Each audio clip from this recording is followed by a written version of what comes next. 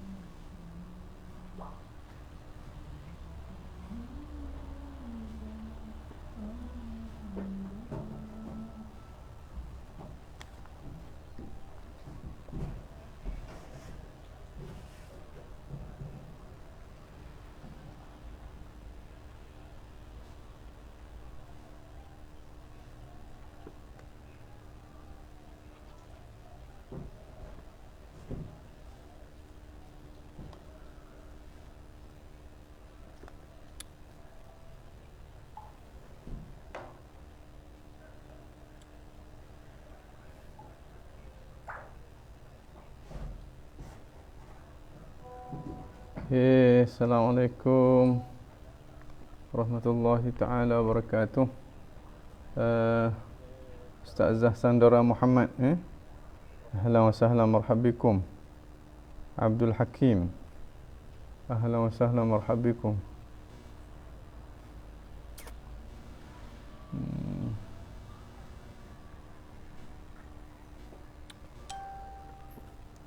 Okay, Irfan Ibrahim, ahlan bikum. Adham Mustaqim, ahlan bikum. Ustaz Amir Sharifuddin, Waalaikumsalam warahmatullahi taala wabarakatuh. Okay, kita mulakanlah perjumpaan kita pada hari ini. Suhaidi, Waalaikumsalam Ustaz, ahlan bikum. Khairul Aizam, Ustaz Khairul Aizam, ahlan bikum. Okay, kita munastaftah jalsatana mithla ma nawahu ahluna wa aslafuna salihun. Allah yudkhil niyatina fi niyatihim wa amalana fi amalihim wa maqasidana fi maqasidihim wa ala hadhihi niyyah wa ala kulli niyatin salihah wa ala niyyati anna Allah yadfa'anna al-bala wal ghala wal waba wal fahsya wal mihan ma dhahara minha ma batan min baladina hadha khassah wa min sa'iri buldanil muslimina 'ammah wa ila hadrati nabiyyina Muhammad sallallahu alaihi wasallam. Al-Fatihah. A'udzubillahi minasyaitonir rajim. Bismillahirrahmanirrahim. Alhamdulillahirabbil alamin. Arrahmanir rahim. Maliki yaumiddin. Iyyaka na'budu wa iyyaka nasta'in. Ihdinas siratal mustaqim. Siratal ladzina an'amta 'alaihim ghairil maghdubi 'alaihim waladdallin. Amin amin amin ya rabbal alamin. Bismillahirrahmanirrahim. Alhamdulillah. Nahmaduhu wa nasta'inuhu wa nastahdihi wa nastaghfiruh wa na'udzu billahi min shururi anfusina wa min sayyiati a'malina. Man yahdihillahu fala mudilla lahu wa man yudlil fala hadiya lahu. Asyhadu an la ilaha illallah wahdahu la syarika lahu wa asyhadu anna sayyidana Muhammadan 'abduhu wa rasuluh.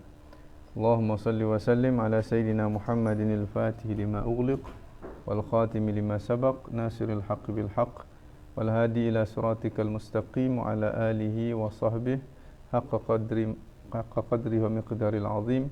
Subhanaka la ilma lana illa ma 'allamtana innaka antas samiul alim wa tub 'alaina innaka antat tawwabur rahim. Amma ba'd. Nawaina ta'alluma wa ta'lim wa tadhakkur wa tadhkir wa nafa' wal intifa' wal ifadah wal istifadah wal hatha 'ala tamassuk bi kitabillah wa sunnati rasulih wa du'a ila al-huda wa dalalata 'ala al-khair ibtigha wajhillah mardati wa thawabi subhanahu wa ta'ala. Assalamualaikum warahmatullahi taala wabarakatuh. Tuan-tuan, puan-puan, hadirin, hadirat yang dikasihi sekalian, alhamdulillah. Hari ini sekali lagi kita dapat meneruskan kuliah tafaqquh kita, pembacaan kitab Aqaid Ad-Durriyah. Pembacaan kitab Aqaid Ad-Durriyah dengan menggunakan naskah At-Ta'liqat As-Saniyah ala Al-Aqaid Ad-Durriyah syarah matan As-Sanusiyah, yang dita'liq dan ditahqiq oleh Ustaz Mahdi Muhammad, ataupun kitab Al-Anwar Al-Bahiyah ala Aqaid Ad-Durriyah Syarah Matan As-Sanusiyah yang diterjemahkan oleh Ustaz Mahdi Muhammad dan tim Tafaqquh Fiddin. Nafa'anallahu bikum, nafa'anallahu bihim. Amin ya rabbal alamin. Baik, kita dah sampai kalau yang Ta'liqat As-Saniyah halaman yang ke-31. Kalau yang Anwar Al-Bahiyah naskah terjemahan halaman yang ke-48. Halaman yang ke-48. Okey. Sebelum daripada ini kita ada bincang tentang hukum akal yang terbahagi kepada 3, iaitu wajib, mustahil dan juga harus. Dan setiap satu daripada bahagian hukum akal ni terbahagi kepada 2 pula, iaitu daruri dan juga nadhari.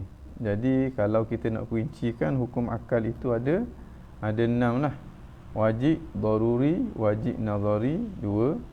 Kemudiannya mustahil, daruri, mustahil, daruri 4, nadhari 4. Kemudiannya harus, daruri dan harus, nadhari. Capur 2 kali 3 jadi 6. Ada 6 hukum akal secara terperinci ataupun 3 hukum akal secara umum. Baik. Hari ini kita sampai ke minggu lepas kita dah baca matang dia tu. Dalam matang tu ada diberitahu tentang kewajipan makrifat akan Allah Subhanahu Wa Taala.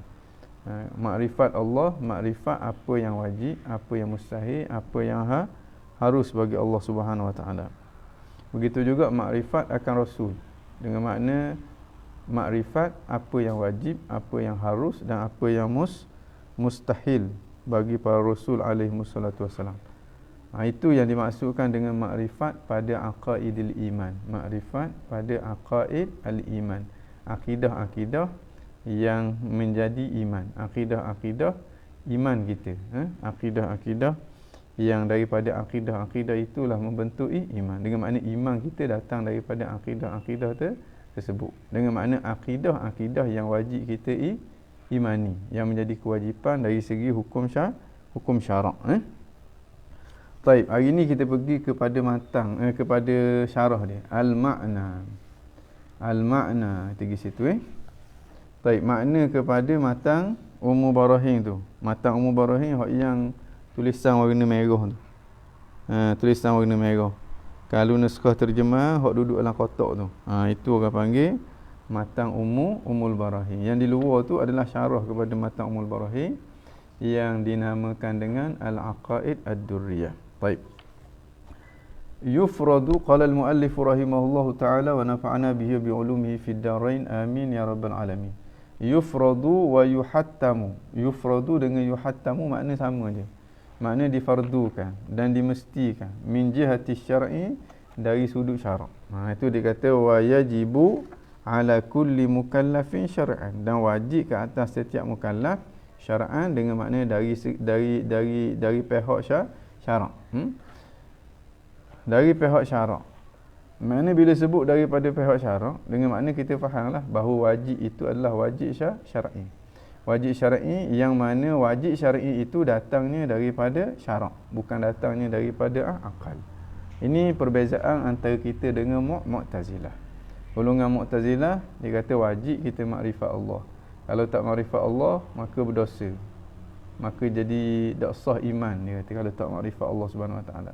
Dan kewajipan makrifat Allah pada pandangan mereka datangnya daripada akal.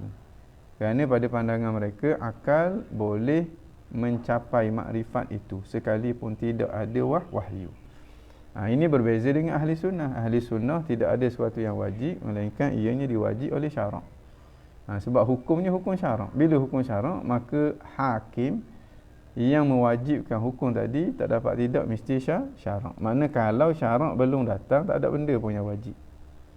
Wa ma kunna mu'adzibina hatta nab'atha rasula. Kami tidak akan mengazabkan kerana buat perkara yang dilarang ataupun tinggal perkara yang disuruh, sehinggalah kami utuskan para rasul. Makna sebelum datangnya syarak, selagi itulah tidak wajib, sekalipun perkara tersebut dapat dicapai dengan akal fikiran. Di sini perbezaan antara ahli sunnah wal jamaah. Makna di situ kita dapat melihat bagaimana Mu'tazilah dia mendahulukan akal fikiran dan dijadikan akal itu sebagai asas dalam penentuan sesuatu hukum, dan syarak itu hanya penguat ataupun yang mengiyakan apa yang diputuskan oleh akal. Ini beza dari segi orang kata masdar talaqi di antara ahli sunnah wal jamaah dengan Mu'tazilah. Ahli sunnah tak begitu. Ahli sunnah dia melihat bahawa antara akal dengan akal itu tidak berlaku pertembungan. Tetapi hukum syarak ianya sabit melalui syarak. Hukum syarak ianya sabit melalui syarak. Dengan makna kalaulah tidak ada syarak, tidak ada keterangan daripada syarak, tidak ada satu benda pun yang wajib, tidak ada satu benda pun yang haram, tidak ada satu benda pun yang sunat, tidak ada satu benda pun yang makruh. Sebab bagi kita yang penentu hukum syarak tak lain tak bukan itulah dia syarak.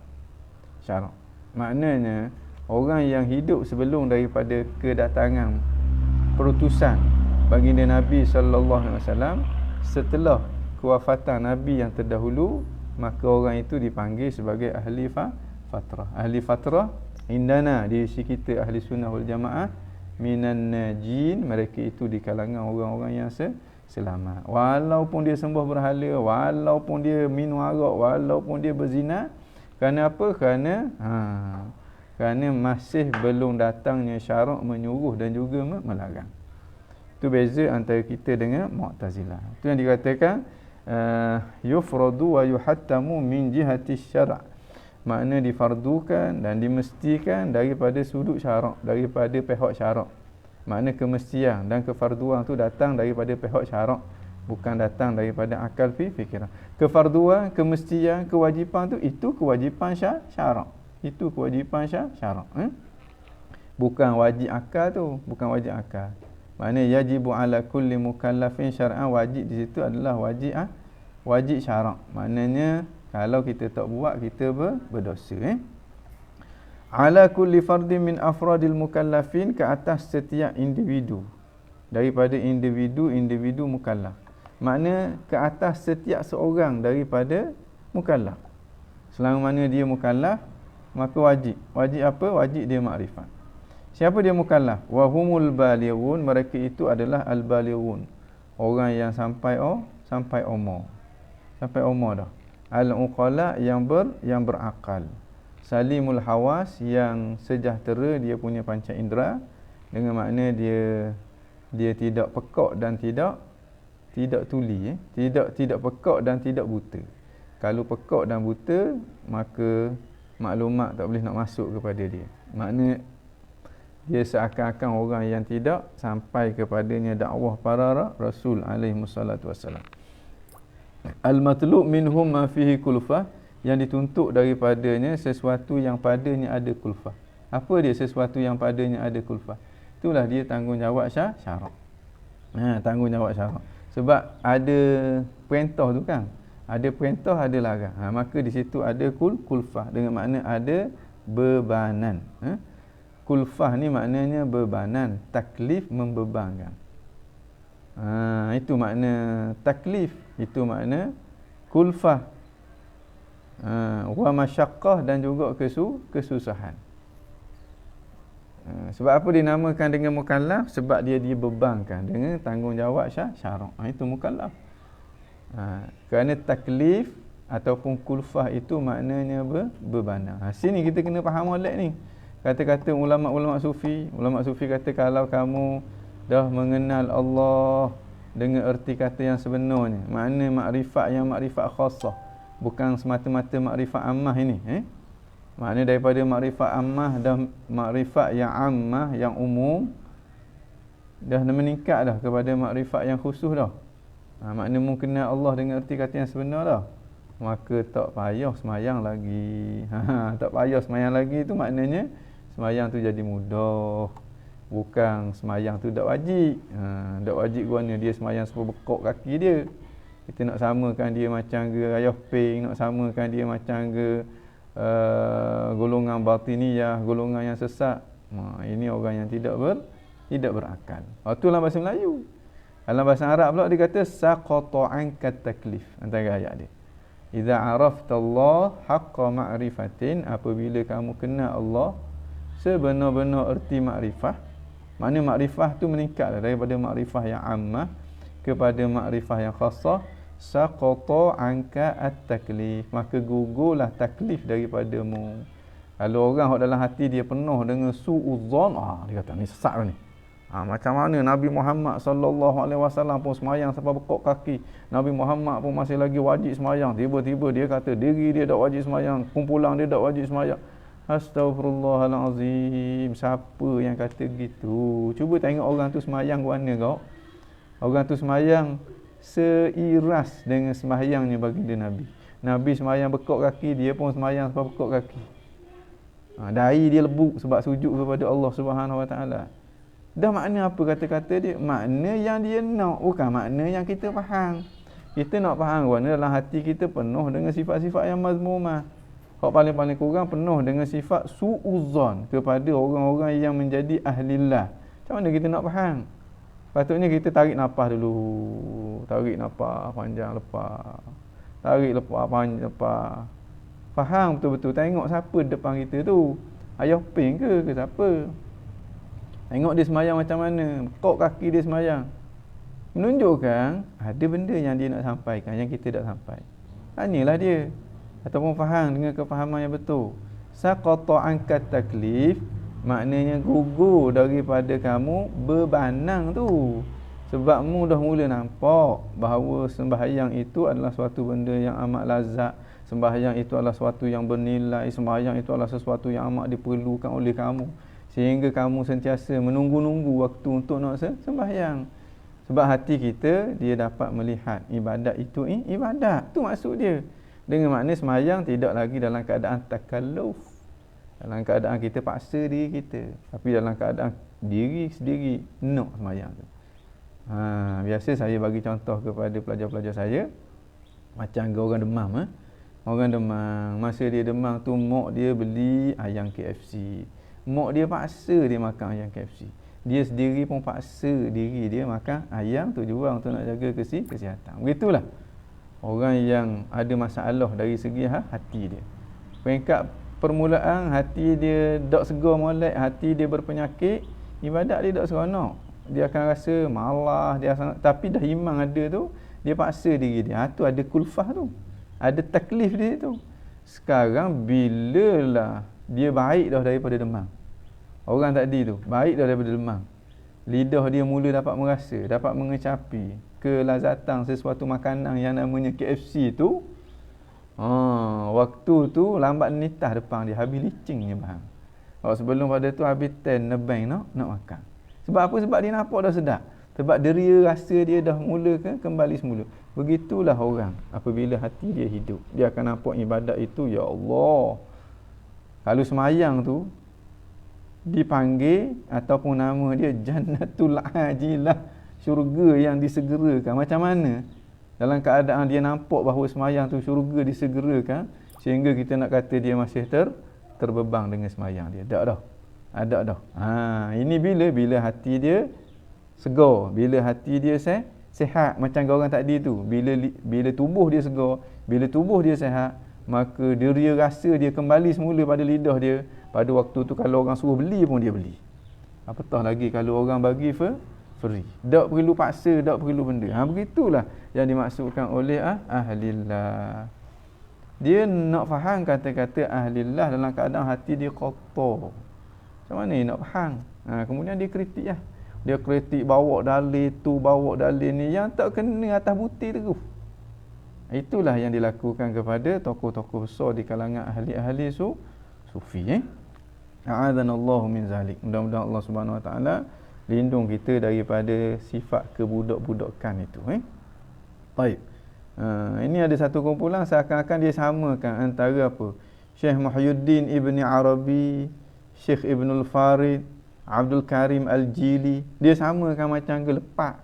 Macam ke 2-3 orang lagi nama-nama golongan sesat. Apa benda punya gila gitu. Siapa dak nak beza siapa ke tahap tu? Siapa tak boleh beza siapa ke tahap tu? Sama kan di antara Syekh Ibrahim Masran Al-Banjari, Syekh Rahimuddin Al-Bantani. Dia sama tarah dengan lepak. Astaghfirullahalazim. Apa benda punya jenis otak lagu gini? Apa benda jenis otak menunjukkan berat sangat ini. Bila kita makan daging para ulama, otak kita jadi tupu. Sehingga benda hak basic gitu pun kita tak boleh nak beza. Dan Allah min zalik. Okey.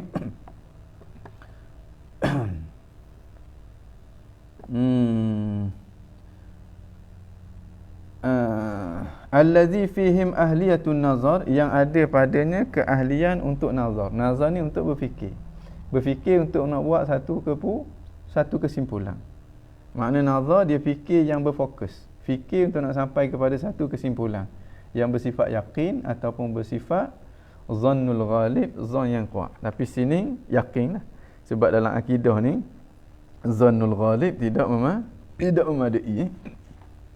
Wa qad balagathum da'watur rasul, dan sesungguhnya telah sampai kepada mereka itu dakwah ar-rasul. Kalau tak sampai dia tak jadi mukallaf. Dia tak jadi mukallaf macam ke ahli fatrah tadi. Rasul mana? Rasul allazi ursila ilaihim, rasul yang diutuskan kepada dia. Kalau sampai dakwah tapi dakwah rasul lain, maka dia masih lagi tak wajib untuk nak ikut syariat nabi lain itu. Dia hanya wajib ikut syariat nabi dia, kecuali nabi kita Muhammad sallallahu alaihi wasallam untuk seluruh umat manusia al-arabi wal ajami, kepada yang Arab ataupun kepada yang ajam.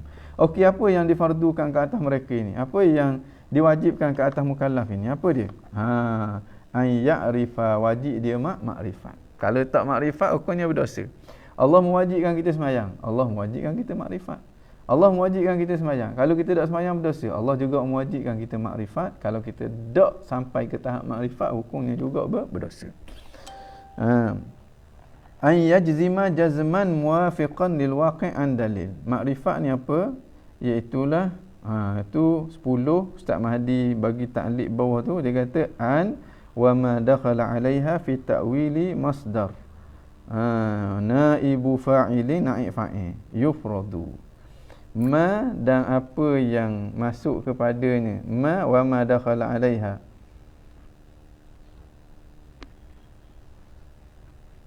An bukan ma, an wa ma dakhala 'alaiha, dan apa yang masuk kepadanya. Fi ta'wilil masdar, pada ta'wilan masdar dia menjadi naib fa'il. Ya'rifa, makna mudahnya ang campur dengan fa'il lepas pada dia tu dia jadi masdar. Ni orang panggil masdar muawwal, masdar muawwal. Ai yajzima, wajib dia makrifat. Wajib dia makrifat. An ya'rifa ai ma'rifatan. Wajib dia makrifat. Makrifat tu apa? Ai yajzima, wajib dia menjazamkan. Wajib dia memutuskan dengan hati dia. Memutuskan, menjazamkan dengan hati. Makna dia apa? Makna dia i'tiqad. Wajib dia i'tiqad. Wajib dia makrifat. Makrifat tu apa? Itulah dia i'tiqad. Bila sebut i'tiqad, mesti jazmang lah. Mesti putus. Kalau tak putus, tak dinamakan dengan i'tiqad. Muwafiqan, putus yang menepati lil waqi', menepati akan realiti. Maknanya kalau i'tiqad yang putus dah, tapi tak menepati dengan realiti.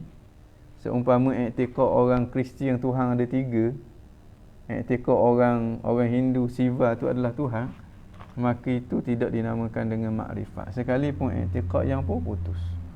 Jadi syarat makrifat sini pertamanya i'tiqad, yang keduanya mesti putus, yang ketiga i'tiqad tu memang putus dah lah. I'tiqad yang putus, yang keduanya mesti menepati dengan realiti. An dalil, yang datang daripada dalil. Yang datang daripada dalil, bukan ikut-ikut orang. Maksud datang daripada dalil dengan makna ada penunjuk yang menunjukkan kita pegang tu adalah betul. Makna apa? Maknanya kita nampak sendiri dengan akal kita berdasarkan kepada dalil-dalil tersebut. Dalil sini dengan makna pendalilan, dengan makna kita fikir dengan otak kita. ataupun dinamakan dengan nazar. Kita fikir dengan otak, kita gerakkan otak kita sehingga kita nampak apa yang kita i'tiqadkan itu betul. Apa yang kita i'tiqadkan itu tak salah dah. Tu.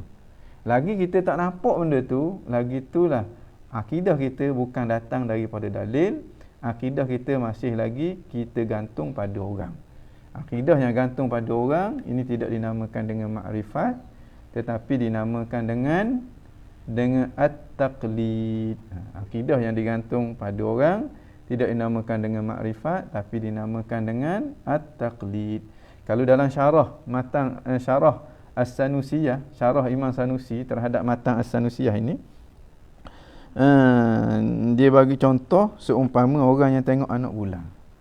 Fungsi tok guru hanya tunjuk kat mana kedudukan anak bulan. Sehinggalah anak murid itu nampak sendiri anak bulan tu. Barulah dia anggap sebagai orang yang makrifat. Orang yang nampak anak bulan ni kadang-kadang dia boleh jelas bagaimana cara nak tengok anak bulan. Satu persatu. Ni sudut ni begini. Dia boleh sebut sehingga kalau orang tak nampak pun orang boleh yakin kepada dia. Itu dinamakan dengan dalil tafsili. Tapi kalau dia tak erti nak ulah tu, nak ulah. Dia nampak tapi tak erti nak ulah. Tu makna pada dia ada dalil ijmali. Itu beza antara dalil tafsili dengan dalil ijmali. Okey. Bijami ima yasbut, mesti datang daripada dalil. Datang daripada dalil, itu dalil menunjuk pada sesuatu, maka dia dapat lihat sesuatu itu. Dia dapat melihat akidah itu dengan jelas, dengan pandangan akal fikiran. Kalau kita kata Allah Subhanahu Wa Taala tu ada, betul ke Tuhan ada? Dia kata betul Tuhan ada. Dah, mana bukti Tuhan tu ada? Mana dalil tu Tuhan ada? Alam semesta ada. Alam semesta ciptaan Tuhan. Bagaimana ciptaan dia ada, pencipta dia tak ada? Otak dia sapah dulu. Ruk sapah. Kita kata dah benda kaitan pula ciptaan dengan pencipta. Cuba jelas kau. Nak jelas panjang-panjang kita tak erti dah. Kita nampak.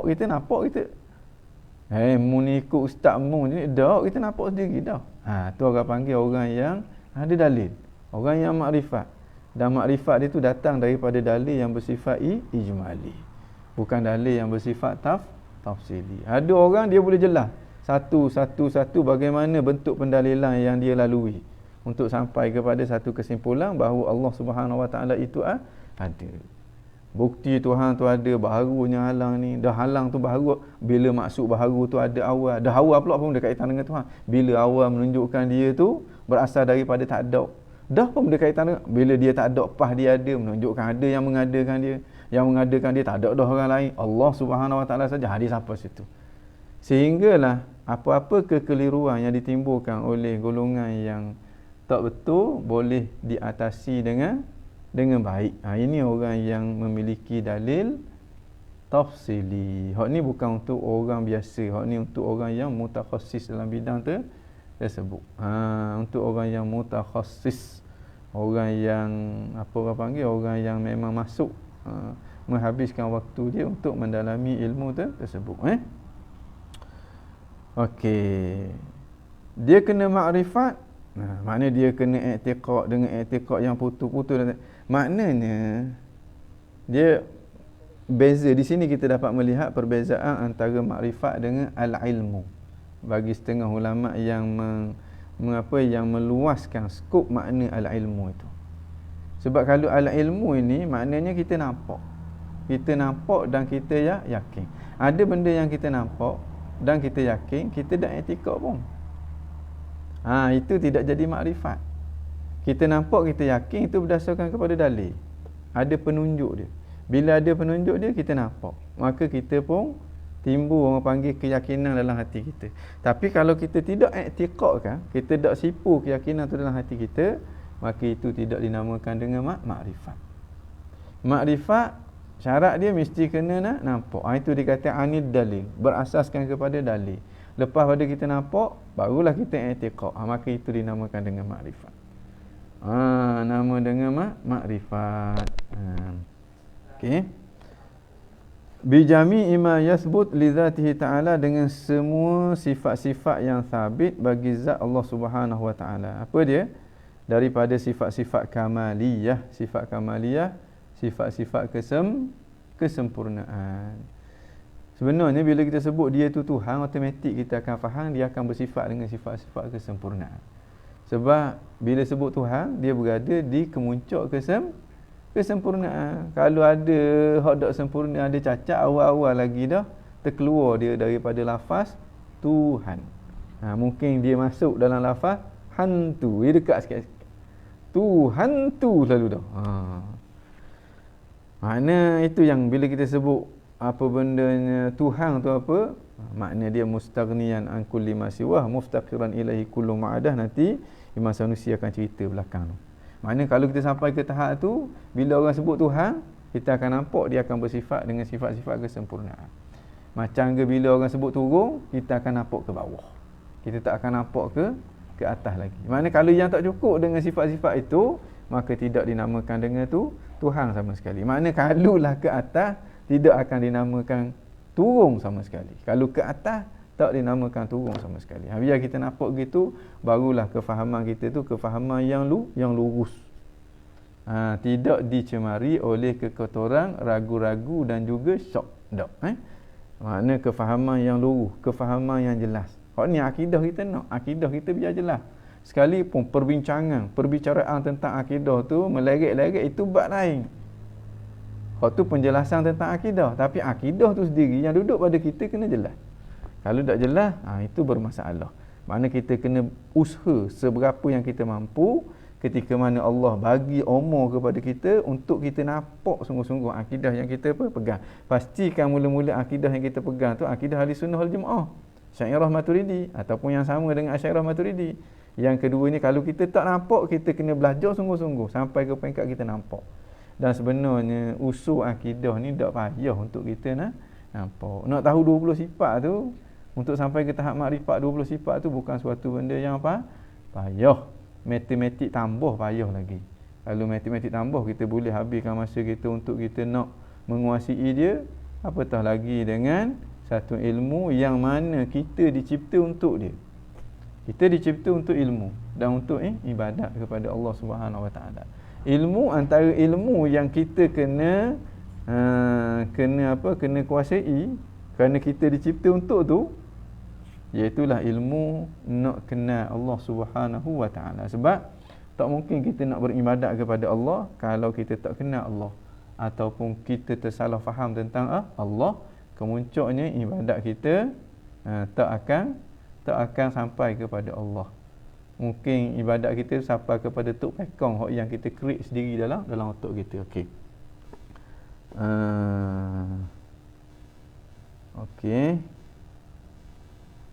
Okey, nak nampak macam gak ada soalan Ismail Arifin Lepak dan Ustaz Wahizam. Sebenarnya Ustaz Wahizam tu bukan ustaz bukan ustaz pun. Okey, mana ada nampak soalan tadi. Assalamualaikum. Ibnu Arabi dua, hak mana maksud ustaz ni? Ibnu Arabi satu, Ibnu Arabi orang kata imam dalam mazhab Maliki. Ini Ibnul Arabi. Hak ni anak murid kepada Imam Al-Ghazali. Hak ni tak ada masalah. Tak ada masalah apa. Dia diketengahkan sebagai seorang tokoh yang menjadi ikutan. Ada satu lagi Ibnu Arabi Al-Hatimi. Ibnu Arabi Al-Hatimi. Hak ni yang kontroversi. Yang kontroversi di antara orang yang buruk sangka kepada dia dengan orang yang husnuzan kepada dia. Kebanyakan ahli-ahli tasawuf mengetengahkan Ibnu Arabi ini sebagai seorang tokoh yang hebat, seorang tokoh wali yang besar, bukan orang biasa-biasa. Tapi sebahagian daripada ulama mengkritik Ibnu Arabi ini atas dasar ada kata-kata dalam karya-karya dia yang dilihat bercanggah dengan akidah ahli sunnah wal jamaah. Jadi kalaulah kita nak ambil jalan selamat, sekarang ulama-ulama yang puji dia, yang menganggap dia sebagai seorang tokoh yang hebat, ramai, bukan sikit. Dan ulama-ulama yang kritik dia pun ada juga. Ramai juga, bukan kata sikit. Jadi ada dua pandangan. Satu pandangan yang mengkritik dia, satu pandangan yang memuji dia. Kalaulah kita sama-sama turut mengeji dia, para ulama tu dia berijtihad dan ada tujuan-tujuan tertentu, mungkin dia nak jaga orang dan sebagainya. Mungkin dia berhadapan dengan golongan yang tersalah faham daripada kata-kata Imam Muhyiddin Ibn Arabi itu, sehingga jadi sesat, jadi nak betulkan keadaan. Jadi ada ihtimalnya. Ada orang panggil ada alasannya. Pas kita orang awam hok yang kenal pun dok Ibn Arabi itu siapa, tiba-tiba kita nak naik petah juga. Nak naik petah juga untuk kita nak kata sedap-sedap kepada dia sampai ke peringkat setengahnya mengkafirkan dia dan sebagainya. Ini sebenarnya amat-amat membahayakan kita. Kita kena guna prinsip husnuzan lebih baik daripada su'uzan. 1000 orang kita salah husnuzan tak dosa apa pun. Tapi seorang je kalau kita salah su'uzan dah berdosa dah. Lebih-lebih lagi kalau orang tu dari segi realitinya orang yang betul-betul dekat dengan Allah Subhanahu wa taala. Kalau dalam konteks tasawuf Bani Alawi, bila dia sebut Muhyiddin Ibn Arabi ini, maka difatwakan karya-karya dia haram dibaca. Tetapi dalam waktu yang sama kita tak sentuh tentang syakhsiah dia. Sebab apa? Sebab ulama-ulama zaman dia, antaranya Imam Izzuddin Ibn Abdissalam. Bukan orang biasa-biasa tu. Izzuddin Ibn Abdissalam, Sultanul Ulama. Sebelum dia ditarbiyah oleh Imam Abu Hasan Asy-Syadzili, bila orang tanya dia tentang Muhyiddin Ibn Arabi, dia kata hadza zindiq, ini zindiq. Ini orang yang zindiq. Dia tak jumpa sendiri dengan Muhyiddin Ibn Arabi. Dia kenal Muhyiddin Ibn Arabi melalui penulisan-penulisan yang sampai kepada dia. Tapi bila dia ditarbiyah oleh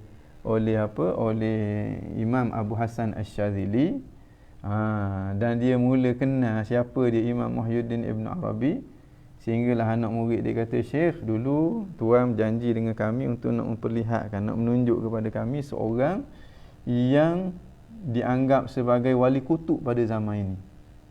Sehinggalah Sultanul Ulama Izzuddin Ibn Abdissalam diajak anak murid dia pergi ke satu tempat. Dia tengok orang tengah semayang tu, dia kata, kalau nak kenal wali kutub zaman ni, tu orang tu.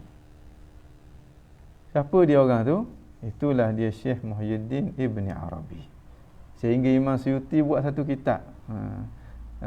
Kitab Tanbihul Ghabi bi Tabri'ati Ibn Arabi. Tanbihah al-Ghabi dengan makna memberi kesedaran kepada orang yang ghabi. Ghabi ni orang yang bodoh, tentang bersihnya Ibn Arabi daripada tumbuhan-tumbuhan yang dikenakan ke atas beliau. Imam Nawawi bila orang tanya tentang Muhyiddin Ibn Arabi, dia jawab mana? Dia jawab, tilka ummatun qad khalat laha ma kasabat wa 'alaiha maktasabat. Mudah je. Tak payah cara paling kurang. Makna kata-kata yang kita nampak boleh menimbulkan kesalahfahaman oleh masyarakat tu, tak apa kita kritik kata-kata tu. Dengan makna kata-kata ni kita kata salah. Faham gini salah. Ini boleh bawa pada kufur. Tak ada masalah. Itu yang dilakukan oleh para ulama. Antaranya ulama-ulama Azhar. Dia mengharamkan kita membaca kitab-kitab Imam Muhyiddin Ibn Arabi. Antaranya ulama-ulama di kalangan Sadah Ali Abi Alawi, dia mengharamkan kita baca kitab Muhyiddin Ibn Arabi dan kitab-kitab yang seumpama dia. Kitab Syekh Abdul Karim Al-Jili, kitab mana-mana yang seangkatan dengan dia diharamkan. Tapi dalam waktu yang sama kita beranggapan husnuzon kepada dia, bahawa mereka ini adalah di kalangan para awliyaillah. Satu peristiwa yang berlaku di antara Imam Abu Bakar Al-Adani. Ini salah seorang daripada tokoh besar, yang Imam Sakhawi, kalau tak silap Imam Sakhawi gelar dia sebagai Syaikhu Al-Jin Wal-Ins Wal-Malaikah. Sama ada, saya nak tak ingat dah, sama ada dia gelar kepada Imam Abu Bakar Al-Adani ataupun dia gelar kepada ayah dia Imam Abdullah Al-Idrus. Nak menunjukkan bahawa dia ni ada kedudukan pada pandangan para ulama. Dia kata ayah aku, iaitulah Imam Abdullah Al-Idrus, ketika mana dia mentarbiyah aku, dia tak pernah marah aku. Makna terkenal sebagai seorang ayah yang amat lembut dalam mentarbiyah anak dia. Kemudian dia kata sekali aku tengok ayah aku betul-betul marah kepada aku. Ketika mana dia tengok di tangan aku ada kitab Muhyiddin Ibn Arabi. Waktu tu dia marah sungguh-sungguh. Dia suruh aku bakar kitab tu. Dia larang aku baca. Dalam waktu yang sama dia suruh aku husnuzan kepada pengarang dia. Ni. Dengan cara begitu kita dah dapat menjaga masyarakat. Apa benda kita nak? Yang kita beria-ria untuk nak menyesatkan orang ni apa benda? Ni. Kalau sekadar kita nak menahan orang panggil masyarakat kita daripada salah faham, daripada kitab Muhyiddin Ibn Arabi, ikut fatwa para ulama. Haram baca kitab tu. Mana kepincangan yang ada dalam kitab tu kita kata ini salah, ini tak betul, dah cukup berhenti situ. Jangan kita duduk tikang kepada syakhsiah dia. Sebab apa? Sebab kitab tu boleh jadi dia tak tulis gitu, tapi dimadsuhkan dalam kitab dia. Ataupun kitab tu boleh jadi dia sendiri tulis gitu, tapi dia tak maksudkan seperti mana yang kita faham. Boleh jadi itu, boleh jadi ini. Banyak sangat. Dia dah beribu tahun dah dengan kita. Kalau tak beribu tahun pun 700-800 tahun dah dengan kita. Maklumat kita tentang dia banyak mana sangat yang kita tak tahu. Lebih baik kita ambil jalan selamat. Kita husnuzan. Mana-mana yang kita nampak dalam kitab itu ada kesilapan dari segi akidah, okey, kita peringatkan orang jangan ikut benda tu. Setelah ada orang yang ikut pandangan tersebut dalam keadaan kefahaman dia salah. Cukup. Tak perlu sampai ke peringkat nak cari ruang untuk kita nak serang. Kalau kebetulan dia kena wali besar sungguh, Allah, maka bisalah kita daging para ulama itu beracun. Wa fa'lullah limuntahik hurmatihim ma'lum. Wa fa'lullah limuntahik hurmatihim ma'lum. Dengan makna balasan Allah kepada orang yang melanggar kehormatan mereka itu maklum. Jadi ni benda yang sepatutnya kita kena rasa takut. Kecuali dia tu ulama zaman dia kata dia ni orang sesat, itu bab lain lah. Ni ulama zaman dia tu bukan kata seorang dua yang kata dia tu wali besar. Bukan seorang dua. Hak yang kata dia tu wali besar pula bukan orang kecil macam kita. Orang seumpama tokoh Imam Izzuddin Ibn Abdis Salam, orang seumpama tokoh Imam As-Suyuti, orang seumpama tokoh-tokoh besar-besar hak lain tu, Imam Al-Hafiz Ibn Hajar Al-Haythami. Adakah kita anggap imam-imam ni bodoh? Imam-imam ni tak tahu. Kita lebih tahu daripada mereka. Okey, kita kata kita ikut imam-imam yang mengkritik Imam Muhyiddin Ibn Arabi. Kalau kita kata kita ikut hak tu, janganlah sampai tahap sampai ke peringkat kita serang syakhsiyah Muhyiddin Ibn Arabi itu sendiri. Sebab para ulama dia keluarkan pandangan berdasarkan kepada ijtihad. Kita ijtihad apa? Berdasarkan kepada tujuan-tujuan tertentu. Kita tujuan apa? Jadi perkara-perkara ini kita kena timbang sebelum daripada kita orang panggil kita naik atas pentas. A'adzanallahu min zalik. Mudah-mudahan Allah jaga kita daripada kesilapan orang panggil tak reti, tidak ada adab dengan para auliya illah. Okey. Kalau betul lah dia bukan para wali sungguh, okey, alhamdulillah lah. Kalau betul lah dia para wali, tak keselok kita dalam keadaan ada dah ulama yang menyedarkan kita tentang kedudukan dia. Taib. Wama yastahilu alaihi, dan sifat-sifat yang mustahil ke atas dia, minan naqais, daripada sifat-sifat kekurangan, wama yajuzu, dan apa yang harus an yathbuta sabit pada zat Allah Subhanahu wa taala, apa yang harus sabit pada zat Allah Subhanahu wa taala. Okey.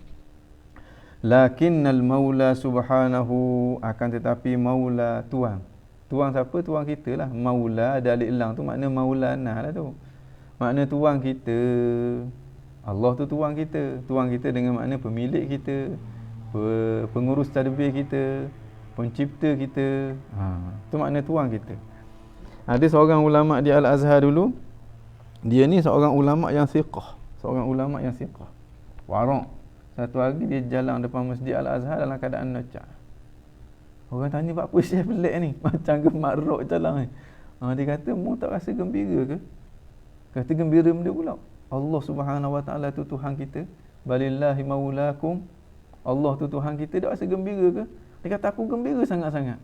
setelah aku mendengar bahawa Allah Subhanahu Wa Taala tuang kepada aku, sehingga hilang kewarasan dia. Ini orang kata anugerah-anugerah yang Allah campur dalam hati-hati orang yang bersih, yang layak untuk nak menerima anugerah daripada Allah Subhanahu Wa Taala. Mudah-mudahan kita pun dapat rasa begitu, sehingga kita rasa beruntung sangat-sangat bila Tuhan kata aku ni adalah tuang kepada kamu, dan juga benda-benda lain. Ra'fatan minhu wa rahmah, sebagai ra'fah, belah ihsan, kasih sayang, minhu daripadanya, daripada Allah, wa rahmatan, dan juga rahmat Allah kepada kita. Lam yukallifna, Allah tidak mewajibkan ke atas kita, bi'i'tiqad, akan beriktiqad jami'i dzalika, semua sifat-sifat kamaliyah itu. Mana kalau Allah wajibkan kita kena makrifat setiap satu daripada sifat-sifat kamaliyah itu, lembeklah kita. Tak ada seorang pun daripada kalangan kita yang lepas daripada azab api neraka Allah Subhanahu Wa Taala. Tak, Tuhan boleh buat tak? Tuhan boleh buat kalau dia nak buat. Dia berhak untuk buat. Bila dia buat, dia tak zalim sama sekali. Tapi kerana rahmat dan kasih sayang dia kepada kita, maka dia tidak mewajibkan kita sesuatu yang di luar daripada kemampuan kita. Hak tu orang panggil anugerah daripada Allah. Bukan Allah terpaksa buat begitu, dan bukan kita berhak mendapatkan perkara tersebut. Li'annaha, dan kerana sesungguhnya sifat-sifat kamaliyah Allah itu la tuhsa, tidak terhingga. Ni akidah kita. Sifat-sifat kesempurnaan Allah tidak terhingga. Macam mana orang Salafiyah Wahabiyah dia kata Asy'ariyah hanya mengatakan Allah ada 20 sifat atas darat kering lebong. Atas darat kering lebong. Tak pernah Asy'ariyah kata gitu. Cuma Asy'ariyah kata hak wajib kita tahu secara terperinci 20 sifat. Bukan sifat Allah tu ada 20 sahaja ni. Li'annaha, kerana sifat kamaliyah Allah Subhanahu Wa Taala la tuhsa, tidak terhingga. Bal, bahkan kullama nassat, setiap apa yang ada nas, kullama, setiap apa, nassat al-adillah, yang menaslah padanya oleh dalil naqli ataupun dalil akli, ala i'tiqadi syai'in bi khususi, ada nas daripada dalil naqal ataupun dalil akal yang menunjukkan wajib kita i'tiqad sesuatu dengan khusus sifat-sifat itu,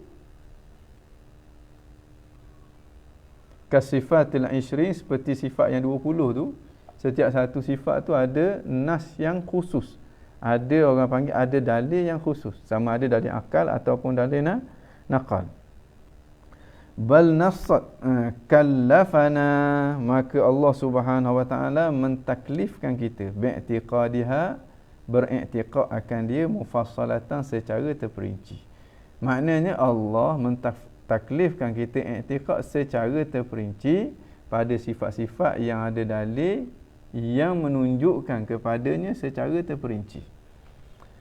Mana-mana dalil yang tidak ditunjuk, mana-mana sifat yang tidak ditunjuk oleh dalil secara terperinci, maka kita tak diwajibkan makrifat sifat tersebut secara terperinci. Ini semata-mata rahmat dan belas ihsan daripada Allah. Makna anugerah daripada Allah, kasih sayang daripada Allah. Tuhan boleh tak nak mewajibkan kita makrifat akan semua sifat-sifat kesempurnaan dia, sama ada yang ada dalil ataupun yang tak ada dalil. Boleh, tak ada masalah apa. Dia berhak buat apa yang dia nak buat. Tapi dia tak buat gitu. Dia tak buat gitu, adakah dia terpaksa tak buat gitu? Tak. Dia tak terpaksa. Dia tak buat gitu semata-mata dengan kehendak dia, dan semata-mata berasaskan kepada kasih sayang dia dan juga rahmat dia kepada kita. Okey. Wa ma lam tanussa, dan apa sini masadak dia kena kepada sifat-sifat lah. Dan mana-mana sifat lam tanussa al-adillatu, yang dalil-dalil, sama ada dalil akal ataupun dalil naqal, tidak menaskan ala i'tiqad bi khususihi, akan kewajipan untuk kita beriktiqad secara khususnya.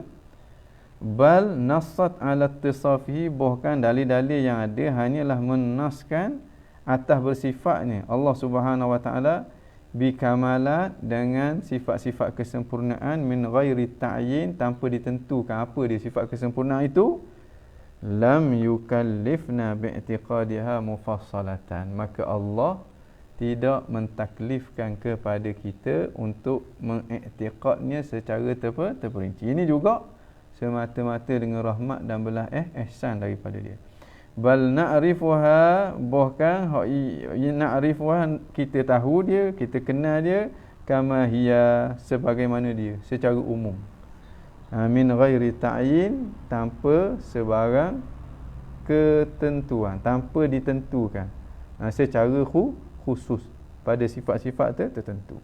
Kesimpulan dia, apa yang ada dalil yang menunjuk bersifatnya Allah Subhanahu Wa Taala dengan sifat tadi secara terperinci, secara khusus satu persatu, maka wajib kita kena tahu satu persatu. Kita kena makrifat satu persatu. Manakala yang tidak ada dalil, tidak ada nas, tidak ada dalil yang menunjukkan, yang menaskan, tidak ada dalil yang menaskan, sama ada dalil akal ataupun dalil naqal. Menaskan dengan makna yang menunjukkan dengan jelas sampai ke peringkat qat'i, itu makna nas. Tidak ada dalil yang menunjukkan dengan jelas bahawa itu adalah sifat bagi Allah Subhanahu Wa Taala secara khusus, maka kita tak diwajibkan i'tiqad dengannya sama sekali. Ini orang panggil rahmat, ra'fatan wa rahmatan minhu tabaraka wa ta'ala, yang menuntut kita supaya mensyukuri nikmat tu. Makna kalaulah Tuhan memfardukan kita gitu ke, Allah dak dan kerja buatlah kita ni. Padahal duk hitung sifat-sifat Allah Subhanahu Wa Taala tu pun hak boleh hitung, hak tak boleh hitung macam mana. Nikmat Allah pun kita dah nak hitung dah, apatah lagi dengan sifat-sifat kesempurnaan Allah Subhanahu Wa Taala yang berada di luar daripada kemampuan akal fikiran kita untuk nak tahu, yang berada di luar daripada apa yang disebut di dalam Al-Quran dan juga As-Sunnah. Bagaimana kita nak tahu? Allah. Dah Tuhan boleh buat, kalau dia nak buat boleh buat. Dah zalim ke Tuhan? Tak zalim. Sebab apa? Sebab dia buat. Sebab apa dia tak zalim? Sebab segala-galanya itu adalah milik dia. Dia boleh buat apa yang dia nak buat pada milik dia. Okey. Habis. Fayajibu alaina i'tiqadu, maka wajib ke atas kita beriktiqad annahu ta'ala, bahawa sungguhnya Allah Subhanahu Wa Ta'ala muttasifun, dia bersifat bikamalat dengan sifat-sifat kesempurnaan, la nihayata laha, yang tidak ada kesudahan baginya. Jangan duk tanyalah dah berapa. Maknanya kalau dia tanya berapa, menunjukkan dia mengiktiqad bahawa sifat Tuhan tu masih lagi ada orang kata penghujung. Ini tak ada penghujung. Dah guna Allahu a'lam. Dak dan kita nak mikir tentang Tuhan. Tuhan tak suruh kita fikir tentang Tuhan. Tuhan suruh kita fikir tentang makhluk dia, untuk kita melihat dia tak sama dengan makhluk dia. Wa kullama wa illam na'rif khususa kulli wahidin minha, sekalipun kita tak dapat tahu secara khusus setiap satu daripada sifat-sifat ini. Sebab apa? Sebab tidak ada dalil. Wa kullama nassatil adillatu ala tanazzuhihi an sifat, dan setiap apa, setiap apa yang dalil-dalil menaskan maha sucinya Allah Subhanahu Wa Taala daripada sesuatu sifat itu secara khususnya, kal 20 sifatan, seperti 20 sifat, adad al-20 al-atiyah, lawan kepada 20 sifat yang akan datang ini, kullifna, maka kita ditaklifkan bi'tiqadihi, beriktiqad tanazzuhihi, maha suci Allah anha, daripadanya, mufassalatan, secara terperinci. Sebab apa? Sebab ada dalil yang menunjuk secara qat'i bahawa Allah maha suci daripada sifat-sifat tersebut secara khusus. Maknanya kalau tidak ada dalil yang menunjukkan Allah maha suci daripada bersifat dengan sifat-sifat tersebut secara khusus, maka kita hanya wajib makrifat secara umum. Tak wajib makrifat secara khusus satu macam ke sifat 20. Itu yang wajib kita kena i'tiqad. Dan 20 sifat lawan kepada sifat 20, itu yang wajib kita kena sucikan sifat-sifat tersebut daripada Allah Subhanahu wa ta'ala. Okey. Wa kullama nassatil adillah ala tanazzuhihi anha min ghairi ta'yin kullifna bi'tiqadiha kadzalika. Dan setiap apa, dengan makna setiap sifat yang dalil-dalil, sama ada dalil akal ataupun naqal, menaskan, makna menunjukkan dengan tunjukkan yang bersifat qata', tunjukkan yang bersifat yakin, ala tanazzuhi anha, menunjukkan kepada maha sucinya ni Allah Subhanahu wa taala daripada sifat-sifat kekurangan tadi, min ghairi ta'yin, tanpa ditentukan secara khusus sifat apa benda. Kullifna, maka kita ditaklifkan, makna kita diwajibkan, bi'tiqadiha kadzalika, i'tiqad akan dia begitu juga, makna bukan secara detail, bukan secara khusus terperinci, tapi hanya secara umum. Sebab bila dia beritahu secara umum, wajib kita kena i'tiqad secara umum. Bila dia beritahu secara terperinci, wajib kita i'tiqad secara terperinci. Ini kewajipan yang wajib ke atas kita dalam skop makrifat akan Allah Subhanahu wa taala. Okey. Fayajibu, maka wajib i'tiqad anna hunaka, bahawa sungguhnya di sana naqaisa, ada sifat-sifat kekurangan. Naqais jamak kepada naqisah, makna sifat-sifat kekurangan. La nihayata laha, yang tidak ada kesudahan, laha baginya. Yajibu, yang wajib, wajib sini wajib akal, yang wajib tanazzuhuhu albari anha, yang wajib maha sucinya ni Allah Subhanahu wa taala daripadanya. Albari itu nama Allah Subhanahu wa taala. Albari bermakna al-khaliq. Albari dengan makna yang mencipta. Siapa yang mencipta? Tak lain tak bukan, itulah dia Allah Subhanahu wa taala. Okey. Jadi konklusinya, apa yang ada dalil, sama ada dalil akal dan juga dalil naqal, yang menunjukkan sifat tu secara khusus wajib bagi Allah, maka wajib kita kena i'tiqad sifat tu secara khusus, dengan makna secara satu-satu dia adalah sifat yang wajib bagi Allah Subhanahu wa taala.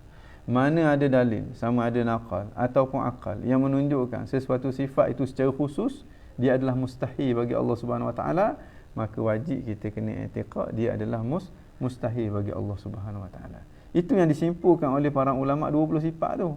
Kerana 20 sifat itu ada dalil akal dan juga naqal yang sifatnya qat'i, menunjukkan Allah Subhanahu wa taala bersifat dengan sifat-sifat tersebut. Manakala sifat-sifat lain ada dalil, tapi dalil tak sampai tahap qat'i. Dalil yang boleh ihtimal itu dan juga ini. Kalau dalam hukum fiqh pun, iza ad-dalil idza ihtumila saqata al-istidlal, dalil bila boleh diihtimal tak boleh jadi dalil, apatah lagi dalam perkara yang melibatkan akidah, yang perlu kepada yakin. Sebab akidah itu sesuatu yang yakin, dalil dia mesti dalil yang bersifat yakin. Sebab dalil yang bersifat dhan tak mungkin untuk nak menyampaikan kita kepada sesuatu yang bersifat yakin.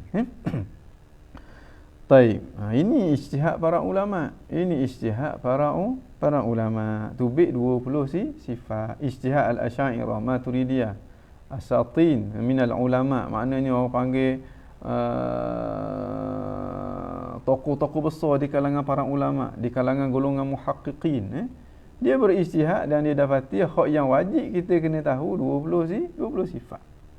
Maknanya sekurang-kurangnya kalau kita ikut ijtihad para ulama, tak sesat dah kita ni. Ijtihad ni pula bukan ijtihad seorang ni, ijtihad jumhur ni. Jumhur ahli sunnah wal jamaah yang tubik 20 sifat itu. Bahkan 20 sifat itu adalah sifat yang wajib bagi Allah Subhanahu wa taala bil ijma', dengan ijma'. 20 sifat tu. Sekalipun bilangan tu orang panggil ijtihad. Ada 20, ada 13, ada 7, waktu ijtihad. Tapi setiap sifat itu wajib diisi Allah itu bil ijma'. Allah ada, keyakinan Allah ada.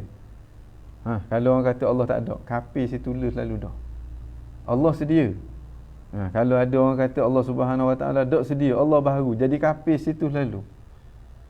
Lain kalau orang kata Allah Subhanahu wa taala tidak bersifat dengan yadung, tu lain.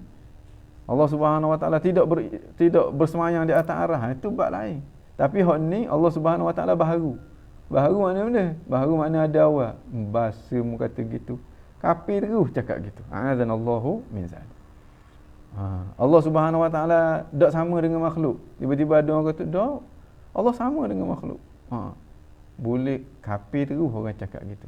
Allah Subhanahu Wa Taala tidak bersifat dengan wahdaniyah. Allah tu berbilang-bilang. Kafir terus.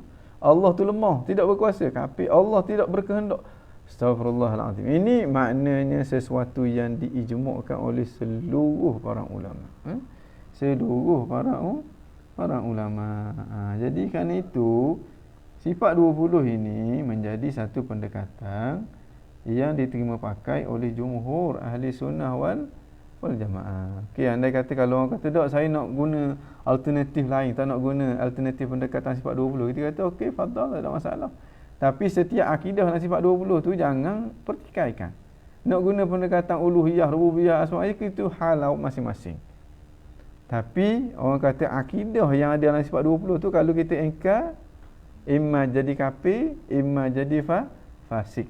A'adzanallahu min zalik. Mudah-mudahan Allah Subhanahu Wa Taala lindung kita daripada orang kata keburukan-keburukan tersebut. Okey. Mana dah? Habis itu.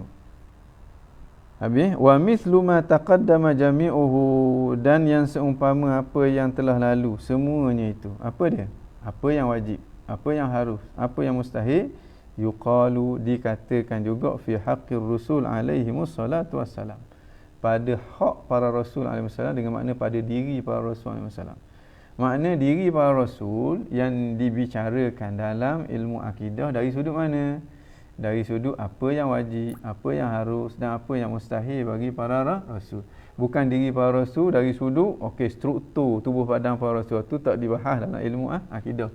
Atau dalam ilmu biologi tu. Bukan ilmu akidah pun. Ilmu akidah dia bahas diri para rasul dari sudut mana? Dari sudut apa yang wajib, apa yang harus dan apa yang mustahil bagi dia. Untuk dijadikan sebagai akidah keagamaan, sebab akidah itu dinyatakan dalam Al-Quran dan dinyatakan dalam sunnah baginda Nabi sallallahu alaihi wa ala alihi wa sahbihi wa baraka wasallam. Okey. Fayajibu, maka wajiblah i'tiqad, kita beriktikad. I'tiqad ni dengan makna kita sipu dalam hati kita dengan simpulan akidah, simpulan keimanan. Kadang-kadang kita tengok benda tu, kita nampak benda tu, kita dah i'tiqad, maka itu tak jadi iman. Dalam ilmu akidah ni mula-mula kita kena nak nampak fungsi dalil situ. Fungsi dalil, fungsi berfikir. Bila kita nampak, kemudian diikuti dengan i'tiqad, diikuti dengan ikat. Tu baru orang panggil iman. Ikat tu makna kita memperbenarkan. Zaman Nabi dulu, orang-orang Yahudi, dia tahu Nabi tu betul. Nabi tu adalah Nabi, dia tahu. Tapi dia tak i'tiqad, maka dia bukan orang yang beriman, dia orang kafir. Sehingga Sayyidina Abdullah bin Salam, dia kata, innana la na'rifu Muhammadan kama na'rifu abna'ana. Kami kenal Muhammad itu seperti mana kami kenal anak kami. Dengan makna kami tak ragu. Anak kami itu anak kami, dan kami tak ragu Muhammad itu adalah Rasul. Wa ma'rifatuna bi Muhammadin asyad, dia kata. Dan makrifat kami kepada Muhammad itu lagi asyad, lagi kuat. Sebab apa? Sebab anak-anak kami itu kadang-kadang mungkin isteri-isteri dia tu berzina dengan orang lain, boleh anak dia. Tapi Muhammad ni dia punya petanda dia, dalil dia cukup jelas. Berdasarkan kepada dalil ni timbulnya ilmu. Ini orang panggil ilmul yaqin. Ilmul yaqin disertai dengan i'tiqad. Dia jadi iman. Orang musyrikin Mekah, dia tahu bahawa Nabi itu adalah Nabi berdasarkan kepada petanda-petanda, tapi mereka tak beriman pun. Mereka tetap masuk dalam kategori orang yang musyrikin, bukan orang mukminin. Okey. Jadi itu i'tiqad, fungsi i'tiqad. Maknanya kita, i'tiqad ni orang panggil perbuatan hati kita. Makna hati kita mengiyakan, tasdikkan apa yang kita nak nampak. Kalau kita mengiyakan, mentasdikkan apa yang kita tak nampak, itu yang dimaksudkan dengan taklid. Itu yang dimaksudkan dengan taklid. Di situ kita dapat melihat perbezaan antara taklid dengan makrifat. Okey. Habis itu.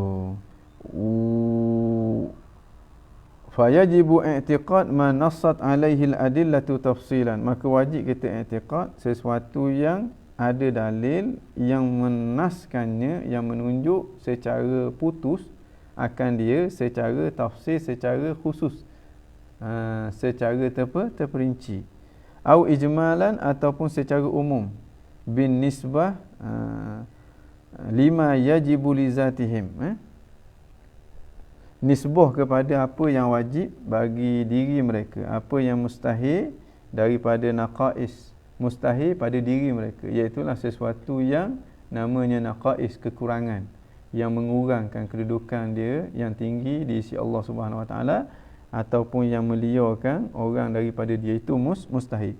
Wa ma yajuzu fi haqqihim, dan apa yang harus pada diri mereka itu, wa sayatil kalamu ala zalik, dan nanti akan datanglah perbicaraan tentang itu apabila Imam As-Sanusi membicarakan tentang kenabian. Dia mulakan perbincangan dengan ketuhanan dan diikuti dengan kenabian, kemudian didatangkan pendalilan, kemudian disudahi dengan perbincangan tentang kalimatut tauhid yang mengandungi akan akidah ketuhanan dan juga kenabian itu. Cukup sistematik susunan penulisan dia. Cukup sistematik penulisan. Kerana itulah Ummul Barahin ni glamour siapa kelen ni. Daripada dia disusun oleh Imam As-Sanusi sampai ke sekarang, dia antara kitab akidah yang paling top 10 yang diajar di seluruh dunia Islam. Maknanya kalau orang belajar akidah tak kenal Ummul Barahin, itu ada masalah lah. Mungkin dia belajar ikut pemikiran Syiah, ataupun belajar ikut pemikiran Salafiyah Wahabiyah mungkin. Tapi kalau ahli sunnah wal jamaah, bukan kata orang Asy'ariyah Maturidiyah, Hambaliyah pun kena matan Ummul Barahin ini. Okey. Habis, wa mimma taqaddam, daripada apa yang terlepas, min ta'rifil mukallafin, daripada definisi mukallaf, bahawa sesungguhnya mereka itu mukallaf, humul balighun, mereka adalah orang-orang yang baligh. Baligh ni dah dia punya jisim dia, jasad dia dah sempurna. Dengan makna jasad dia dah sempurna, tu makna baligh. Orang panggil sampai umur. Adalah beberapa petanda yang menunjukkan seseorang tu sampai umur yang dibahaskan dalam kitab-kitab fiqh. Antaranya keluar air mani, antaranya keluar haid bagi orang perempuan, antaranya keluar bulu-bulu, antaranya cukup umur 15 tahun dan sebagainya. Al-uqala, yang berakal. Dulu saya pernah sebut dah, yang berakal sini dengan makna yang boleh berfikir. Siapa boleh berfikir? Bila ada asas untuk berfikir dalam otak dia. Apa asas untuk berfikir tu? Tak lain tak bukan, itulah dia ilmu daruri yang menjadi asas untuk kita sampai kepada ilmu yang bersifat nazari. Maknanya dia boleh tahu dah, ayah lebih tua daripada anak. Kalau kita kata ayah lebih muda daripada anak, dia tak terima. Dia mengaruk gini. Bila sebut turun mesti ke bawah. Bila turun naik ke atas, dia tak nak terima gitu. Ini makna orang yang dah berakal. Makna bila dia berakal, sampai umur berakal dan syarat-syarat mukallaf yang lain ada pada dia, maka dia jadi mukallaf, seorang yang dipertanggungjawabkan dengan bebanan syarak. Salimul hawas, ini yang ketiga syarat mukallaf, yang sempurna panca indera, dengan makna sampai maklumat kepada dia, sama ada melalui mata ataupun melalui telinga. Mana kalau telinga tak berfungsi, mata tak berfungsi, maklumat tak boleh sampai, dia bukan mukallaf, dia masuk dalam kategori bukan orang yang salimul hawas. Al-matlub minhum ma fihi kulfah, yang dituntut daripadanya sesuatu yang padanya, pada apa yang dituntut itu kulfah, ada bebanan. Allazi fihim ahliyatun nazar, yang mempunyai keahlian untuk nazar, untuk berfikir. Makna kalau dia tidak berakal, dia tak mampu untuk nak nazar. Dia tidak berakal, dia tak mampu untuk, boleh nazar menunjukkan akal dia berfungsi. Wa qad balaghathumud da'watu rusulihim, sungguhnya telah sampai kepada mereka dakwah rasul yang diutuskan kepada mereka. Ini antaranya juga adalah salimu al-hawas. Ta'lam, maka kamu dapat tahulah, bila kamu Bila kamu kenal siapa itu mukallaf, maka kamu dapat tahulah. Mukallaf inilah yang wajib kenal Allah. Mukallaf inilah yang ada dosa, ada pahala. Mukallaf inilah yang ada kufur, ada iman. Yang bukan mukallaf, ada dosa, ada pahala. Orang gila, dia selamat di akhirat bila-bila. Budak kecil mati, dia akan selamat di akhirat bila-bila. Ini berdasarkan kepada pandangan jumhur ahli sunnah wal jamaah. Okey. Kamu dapat tahu apa yang kita dapat tahu daripada definisi mukallaf ini? Anna ahlal fatrati, bahawa sungguhnya ahli fatrah itu mereka bukan mukallaf. Sebab dah cukup syarat, sebab dak sampai kepada mereka dakwah para rasul yang diutuskan kepada mereka. Jadi kerana dia ni bukan mukallaf, maka dia najun, dia ni akan selamat min azabin nar, daripada api neraka. Antara ahli fatrah ni ialah mak ayah baginda Nabi sallallahu alaihi wa ala alihi wa sahbihi wa baraka wasallam. Sebab apa kita kata ahli fatrah ini selamat daripada api neraka? Sebab dia bukan mukallaf. Dan sebab apa pula bukan mukallaf itu selamat daripada api neraka? Sebab Tuhan yang kabur gitu. Tuhan kabur mana? Tuhan kabur dalam ayat wa ma kunna mu'adzibina hatta nab'atha rasula. Kami tidak akan mengazabkan seseorang ataupun sesuatu kaum dengan azab dengan api neraka lah, hatta nab'atha rasula, sehinggalah kami mengutuskan para rasul. Dengan makna rasul dah diutuskan kepada mereka. Mereka dengar dah penjelasan daripada rasul. Kemudian mereka engkar juga, haning baru akan dikenakan azab oleh Allah Subhanahu Wa Taala. Dah mak ayah Nabi wafat ketika mana Nabi dalam kandungan. Nabi Ibrahim dah dang beribu tahun sebelum daripada tu. Nabi Ismail pun dah dang. Masa bila nak sampai dakwah kepada dianya? Mak Nabi pula meninggal ketika mana umur Nabi 6 tahun. Masa bila nak sampai dakwah Nabi kepada dianya? Sehingga nak kata dia tu ahli neraka. Azanallahu min zalik. Ini orang yang biadab dengan baginda Nabi SAW. Kalau orang biasa pun kita tak sebut mak ayah dia kafir, kita tak sebut mak ayah dia tu ahli neraka, kita tak sebut begitu. Sepatutnya dengan baginda Nabi SAW lagilah kita tak sebut. Lagilah kita tak sebut. Paling-paling kurang kalau betul gitu sungguh pun kita senyap je sampai dok cakap ni, siap ambil mikrofon ni dok cerita. Masuk dalam YouTube duk cerita mak ayah Nabi ahli neraka. Tu kalau sungguh gitu pun, apatah lagi kalau tak sungguh gitu. Jumhur ahli sunnah wal jamaah kata mak ayah Nabi ahli fatrah dan dia selamat daripada api neraka berdasarkan kepada keterangan yang qat'iyatus subut wa qat'iyatud dalalah. Keterangan yang qat'iyatus subut, sabit dia tu secara mutawatir. Makna dalalah dia tu dalalah yang qat'iyah, bahawa Tuhan tidak akan mengazabkan orang sehinggalah Allah mengutuskan para rasul. Jelas makna dia. Pada zaman Abdul Muttalib bukankah sudah ada ajaran Nabi Ibrahim? Ada, tapi Nabi Ibrahim dah tak ada dah. Yang ada tu hanyalah saki-baki ajaran Nabi Ibrahim yang tak boleh dah kita nak pastikan bahawa betul ke Nabi Ibrahim ajar gitu. Cuma dia ada orang panggil syiar sikit-sikit gitu adalah. Tapi tidak lengkap dah. Sehingga orang musyrikin sebahagiannya tawaf tu syiar Nabi Ibrahim. Tapi tawaflah keadaan telanjang, memang sah Nabi Ibrahim dah ajar sama sekali.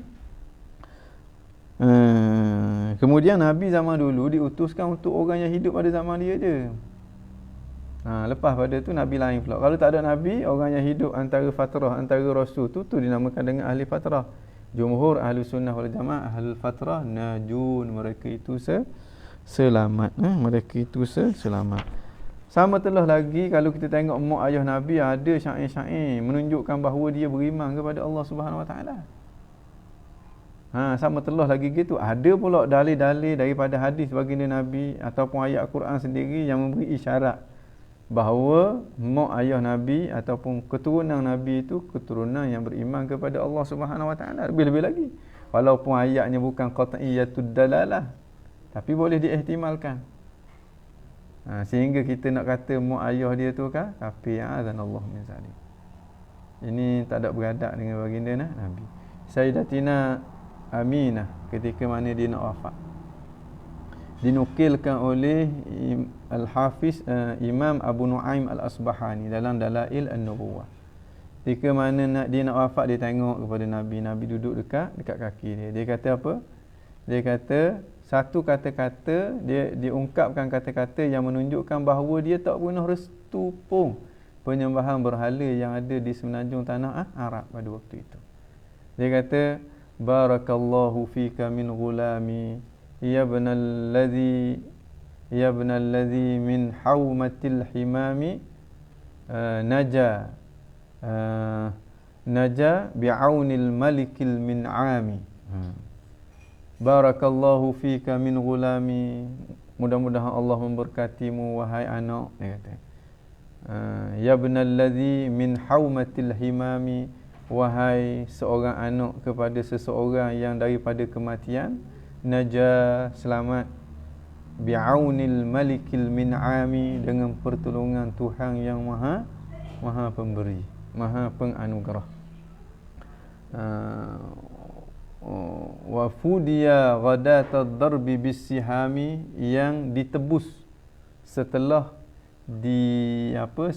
diundi dengan menggunakan anak panah, bimi'atin min iblis sawami, dengan 100 ekor unta yang jinak. Kemudian dia kata law sahha ma absartu fil amami, jika benar apa yang aku tengok dalam mimpi aku. Dan memang benar lah. Nak khabar bahawa dia yakin apa yang dia tengok dalam mimpi dia. Law sahha ma absartu fil manami anta mab'uthun ilal anami, engkaulah rasul yang akan diutuskan kepada umat manusia. Macam manalah keadaan dia yakin bahawa Nabi itu rasul, sehingga dia nak kufur kepada baginda Nabi SAW. Tapi waktu tu Nabi masih lagi belum menjadi Nabi. Tub'asu anta law sahha ma absartu fil manami anta mab'uthun ilal anami, tub'asu bil halli wa bil harami, bil hilli wa bil harami, kamu diutuskan membawa halal dan juga haram. Tub'asu bil hilli wa bil harami, engkau diutuskan dengan membawa sesuatu yang halal dan sesuatu yang haram. Wa tub'asu bit takhfifi wal islami, engkau diutuskan dengan membawa keringanan jika nak dibandingkan dengan syariat-syariat yang terdahulu. Wal islami, dan bawa agama Islam. Dia kata law sahha ma absartu fil manami fa anta mab'uthun ilal anami, tub'asu bil hilli wa bil harami, tub'asu bit takhfif fi wal islami, din abikal barri ibrahami, iaitulah agama yang pernah dibawa oleh moyangmu yang namanya Ibrahim. Lepas tu dia kata fallahu yamna'uka anil asnami, pasti Allah akan menjaga kamu daripada berhala-berhala itu.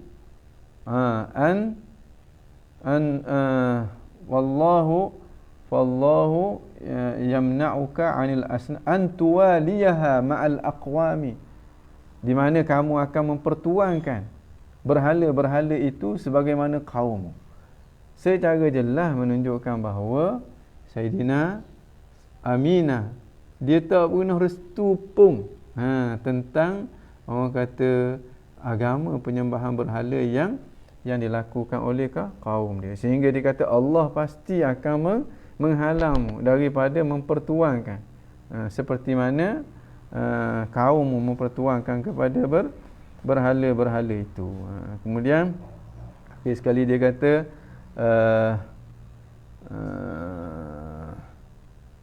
ni ada siapa Ahmad Muaz Muhammad Izzham, Fathallahu alaika jazakumullah khairal jazak.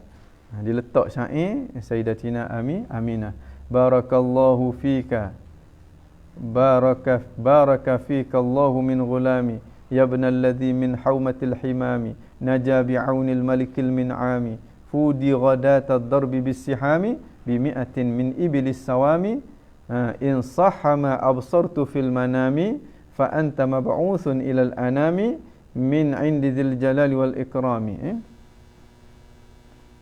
Fa anta mab'utsun ilal anami. Kalau dalam apa, dalam dalail an-nubuwah Abu Nu'aym al-Asbani tak ada tu. Min 'indi dzil jalali wal ikrami tak ada.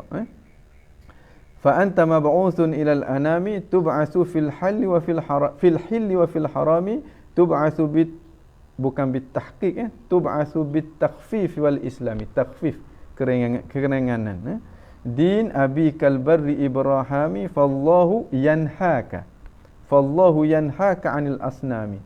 Maka Allah pasti akan menghalang kamu daripada berhala-berhala itu, antuwaliyaha, bukan alla tuwaliha, antuwaliyaha ma'al aqwami, daripada engkau mempertuangkan dia bersama-sama dengan kaum dia. Kemudian dia kata kullu jadidin yafna wa kullu jadidin yafna wa kullu hayyin mat. Dia kata setiap yang baru tu pasti akan binasa dan setiap yang hidup tu pasti akan mati. Wa ana mayyitun, dia kata aku akan mati. Wa zikri baq, tetapi nama aku tetap kekal. Fa inni, kerana aku qad waladtu tuhra, aku telah melahirkan seorang yang suci. Wa taraktu khaira, aku telah meninggalkan sesuatu yang amat baik untuk umat manusia. Jadi di situ dan juga syair-syair Sayyidatina Aminah yang lain menunjukkan bahawa dia tidak pernah merestui akan penyembahan berhala yang berlaku di kalangan orang-orang musyrikin Makkah.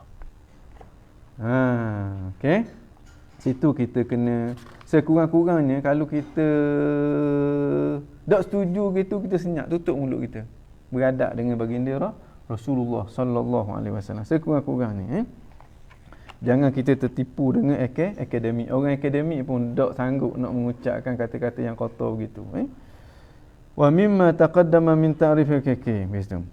Ta'lam anna ahlal fatrati najun min azabin nar. Kamu dapat tahu bahawa ahlul fatrah itu mereka terselamat daripada azab neraka. Wa ahlul fatrah, dan ahlul fatrah itu humul ladzina, mereka itu adalah orang-orang yang lam tablughum da'watun nabi, yang tidak sampai kepada mereka dakwah para nabi yang sabik, yang terdahulu. Walam yursal ilaihim allahik, yang belum diutuskan kepada mereka nabi yang datang kemudian. Kallazi baina Musa wa Isa, seperti mana orang-orang yang hidup antara selepas kewafatan Nabi Musa dan sebelum perutusan Nabi Isa alaihissalam daripada kalangan Bani Israel.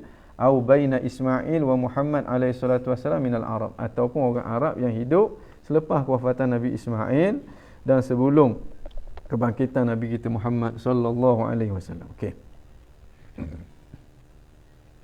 Okey dah, terima kasih kepada Muhammad Izzaham. Itu kata-kata apa? Kata-kata Sayyidatina Aminah ketika mana dia sakit, dan sakit itu dia meninggal. Sakit itu dia wafat.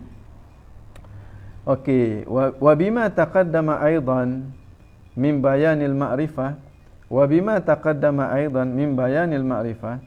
dan dengan apa yang terdahulu juga daripada penjelasan tentang makrifat. Apa dia makrifat tu? Iaitulah al-jazmu al-muwafiq lil waqi' 'anid dalil, iaitulah i'tiqad yang putu, yang membetuli akan realiti, yang mana i'tiqad tu datang daripada dalil. Ukhtulifa fi imanil muqallid, maka diperselisihkan di kalangan para ulama, diperselisihkan pada iman orang yang muqallid. Fi aqaidit tauhid, muqallid dalam akidah tauhid, akidah yang kita kena pegang, yang disebut dalam ilmu tauhid. Ala aqwalin, ke atas beberapa pandangan. Makna hukum orang yang bertaklid ini ada beberapa pandangan daripada para ulama. Sebab apa? Sebab orang yang bertaklid ini tak sampai ke tahap makrifat. Sedangkan makrifat itu adalah satu kewajipan. Makrifat itu adalah satu kewajipan. Jadi Apa dia hukum orang yang bertaklid? Orang yang iman dia hanya berada di tahap orang yang bertaklid saja. Taklid ada beberapa pandangan, banyak sangat pandangan. As-sahhuha, pandangan yang paling kuat. As-sahhu, pandangan yang paling kuat. Annahu mu'min asin, bahawa sesungguhnya orang yang bertaklid itu dia mukmin. Dengan makna iman dia telah sah. Maknanya kalau dia mati dia tak akan kekal dalam api neraka. Macam orang yang tak semayang dalam keadaan dia ada iman. Iman dia sah dah. Dia tidak makrifat dengan makna dia tidak melaksanakan satu tanggungjawab yang difardukan oleh Allah Subhanahu Wa Taala kepada dia. Tak lebih daripada itu. Okey. Pelajar banyak dah kita ni. Menang 33 dah. Jadi kita berhenti dekat wa bima taqaddama aidan lah, berhenti dekat situ lah. Sebab banyak sangat dah terlebih ni masa. Sejam berapa dah? Sejam 15 minit. Saya cadang dulu untuk sejam je. Terlebih juga untuk minggu ni. InsyaAllah lah minggu depan kita cuba untuk tak terlebih lagi. InsyaAllah setakat yang kita mampulah. Okey, ada soalan ke tidak? Masa zaman Abdul Muttalib sudahkah ada ajaran Nabi Ibrahim? Betul, ada ajaran Nabi Ibrahim, tapi Nabi Ibrahim telah meninggal. Dengan meninggalnya Nabi yang diutuskan, maka orang yang hidup pada zaman tu jadi ahli fatrah sehinggalah datangnya Nabi yang berikut. Okey, tak ada rasanya soalan ni. Ada soalan. Okey. Akhir sekalinya terima kasihlah kepada yang hadir hari ini. Mudah-mudahan apa yang kita bincang hari ini ada manfaat dia, ada kefahaman dia yang dapat mendekatkan kita kepada Allah dan mendekatkan kita kepada Rasulullah sallallahu alaihi wasallam, dan kita boleh perbetulkan akidah kita kalau salah, dan kita boleh letak diri kita pada jalanan jumhur ahli sunnah wal jamaah. Sebab kita nak menghadap Allah bila-bila dengan akidah ni, dengan akidah jumhur ahli sunnah wal jamaah. Okey. Jadi rasanya setakat tu kita baca selawat 3 kali masing-masing. Kemudian kita sama-samalah berusaha untuk kita berselawat kepada Nabi jangan kurang daripada 300 kali sehari. Kita usahalah sama-sama. Lebih-lebih lagi dalam keadaan kita ni, dalam keadaan musibah, dalam keadaan Covid ni, kita amat-amat perlu kepada berselawat kepada keberkatan yang ada pada selawat kepada baginda Nabi sallallahu alaihi wasallam. Innallaha wa malaikatahu yusalluna 'alan nabi ya ayyuhalladzina amanu sallu 'alaihi wa sallimu taslima. Allahumma salli afdhala salatin 'ala as'adi makhluqatika sayyidina Muhammadin wa ala alihi wa sahbihi wa sallim adada ma'lumatika wa midada kalimatika kullama dhakaraka dhakiruna wa ghafala an dhikrika wa dhikril ghafilun. Allahumma salli afdhala salatin ala as'adi makhluqatika sayyidina Muhammadin wa ala alihi wa sahbihi sallim adada ma'lumatika wa midada kalimatika kullama dhakaraka dhakiruna wa ghafala an dhikrika wa dhikril ghafilun. Allahumma salli afdhala salatin ala as'adi makhluqatika sayyidina Muhammadin wa ala alihi wa sahbihi wa sallim adada ma'lumatika wa midada kalimatika kullama dhakaraka dhakiruna wa ghafala an dhikrika wa dhikril ghafilun. Sallim radiyallahu ta'ala sadatina ashabi sayyidina rasulillahi ajma'in. Hasbunallahu wa ni'mal wakil wa la hawla wa la quwwata illa billahil aliyyil azim. يا ربنا اعترفنا بأننا اقترفنا وأننا أسرفنا على لظى أشرفنا فتب علينا توبة تغسل لكل حوبة واستر لنا العورات وآمن الروعات واغفر لوالدينا ربي ومولودينا والآل والإخوان وسائر الخلان وكل ذي محبة أو جيرة أو صحبة والمسلمين أجمع آمين ربي اسمع فضلا وجودا منا لا باكتساب منا بالمصطفى الرسول نحظى بكل سول بالمصطفى الرسول نحظى بكل سول بالمصطفى الرسول نهضى بكل سول صلى وسلم ربي عليه عد الحب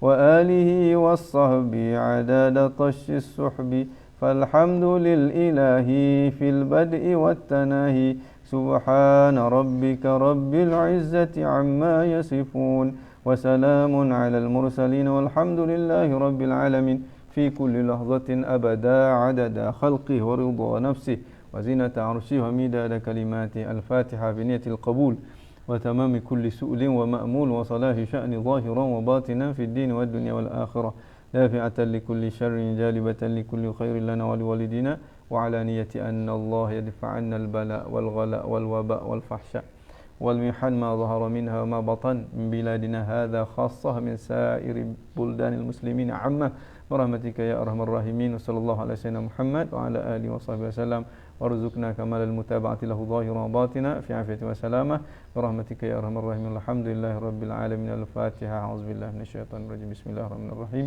الحمد لله رب العالمين الرحمن الرحيم مالك يوم الدين إياك نعبد وإياك نستعين الصراط المستقيم صراط الذين أنعمت عليهم غير المغضوب عليهم ولا الضالين آمين آمين يا رب العالمين. Okay, kita tutup majlis kita dengan tasbih kafarah dan surah Al-Asr. Subhanallah. La ilaha illallah. Bismillahirrahmanirrahim. Wal-'asr innal insana lafi khusr illa alladziina aamanu wa 'amilus shalihaati wa tawassaw bil haqqi wa tawassaw bis sabr. Jadi setakat tu perjumpaan kita pada hari ini, insya-Allah kita jumpa lagi minggu hadapan dan terima kasih kepada semua yang hadir, mudah-mudahan ada manfaat. أقول قولي هذا وأستغفر الله العظيم لي ولكم والسلام عليكم ورحمة الله وبركاته.